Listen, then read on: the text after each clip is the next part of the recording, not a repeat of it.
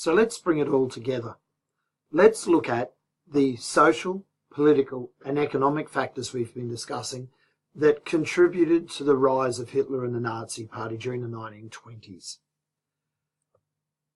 What we need to remember is that the Nazis benefited from essentially being a party of protest. When we look at their platform of what they believe, it's really a list of what they don't like rather than what they do like. To see what they're in favour of becomes really just a statement of things most people probably like. But their list of what they don't like is much, much stronger, and that'll become clearer as the unit goes ahead.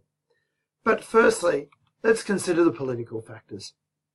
The Nazis benefited from being a party of protest at a time where the Weimar government was new and associated with defeat and betrayal. They're associated with the armistice of November 1918, the abdication of the emperor, and the Versailles peace process. The government was seen as illegitimate, backstabbing, possibly traitors, a group of November criminals at worst, and at its very best, weak and untrustworthy. So between 1919 and 1933, the Weimar Republic carried a lot of baggage. Secondly, it was a democratic government at a time where there were no strong political parties and there were rival parties fighting for power at a time when most Germans weren't used to weak government. They weren't used to compromising. They were used to an authoritarian autocracy under the tyranny of the Kaiser. This new government, where power was divided amongst rival parties who maybe could control the votes in the Reichstag, maybe couldn't, it was a government that had difficulty in making its tough decisions. And it certainly had a lot of difficulty confronting the extremism and controlling the extremism of the extreme left of the communists and socialists and the extreme right of the Freikorps. In a situation where a government had trouble getting things done, there were those in German society who even questioned the value of democracy as a concept.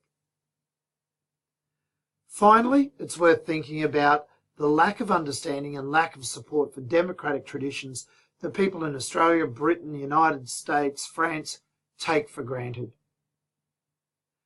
It's not only the extremist groups and revolutionaries who question these democratic traditions, but also the military, the ex-soldiers, the Freikorps, aristocrats from the old imperial times, the German Junker class, the middle classes, the business owners, the farmers, the bureaucrats, the old imperial public service, even the judiciary, the judges.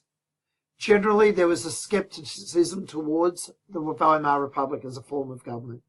There was hostility towards it in some quarters, and generally speaking, a lack of trust in the democratic traditions. There were economic factors which also benefited the Nazi Party as a party of protest. At the start of the 1920s, the Weimar Republic was grappling with the economic dislocation that came from hyperinflation. At the end of the 1920s, it was economic dislocation as a result of the Great Depression and Wall Street crash. Unemployment and inflation weakened the government. From an early stage until its final days, it was really dogged with economic desperation. The wartime debts, reparations, Treaty of Versailles obligations continued to weaken the economy at its core. And economic turmoil resulted. There was a reliance to keep the German economy and the people of Germany in work from foreign loans. It was foreign money that underpinned the entire economy as a result of the Dawes Plan from the United States. This wasn't a lasting recipe for success. There was no sense of German resilience. Germany was reliant on others to keep its economy functioning. The unemployment, French occupation rule, a loss of savings and so on, fueled a desire for radical change in government. There was generally a dissatisfaction with the government in terms of the economy, in terms of its directions and its ability to govern. Finally, there were social factors growing out of the first two areas that really led to a desire for radical change in government, and this benefited the Nazis. There was disillusionment from the veterans of World War I, which forced them into the arms of these ultra-right Freikorps groups and other ultra-nationalist extremist groups such as the communists and revolutionaries. There was violence on the street, and that presented itself as a breakdown in law and order in society. An average person wanted to go about their business peacefully, calmly, without seeing fighting in the streets, seeing the risk of revolution, shooting, armed groups. The nationalism that emerged after World War I was linked to ethnicity and race and anti-Semitism. A desperation due to economic factors was linked to race, anti-Semitism, the Jews. And then there were reactions to the wartime loss that led to a sense of national humiliation and resentment. Germany was very much a nation with a chip on its shoulder, a sense that something was wrong, a sense of searching for someone to blame, whether it be foreign countries, whether it be those who are not quite loyal in your midst. The final social factor that's worth looking at is particularly in the mid-1920s, when the Weimar Republic seemed at its most stable, changing social attitudes to women and other gender issues, including the rights of homosexuals in society, disturbed and troubled traditionalists, conservatives, who were looking to seeing some sort of normalcy being restored to their once proud German society.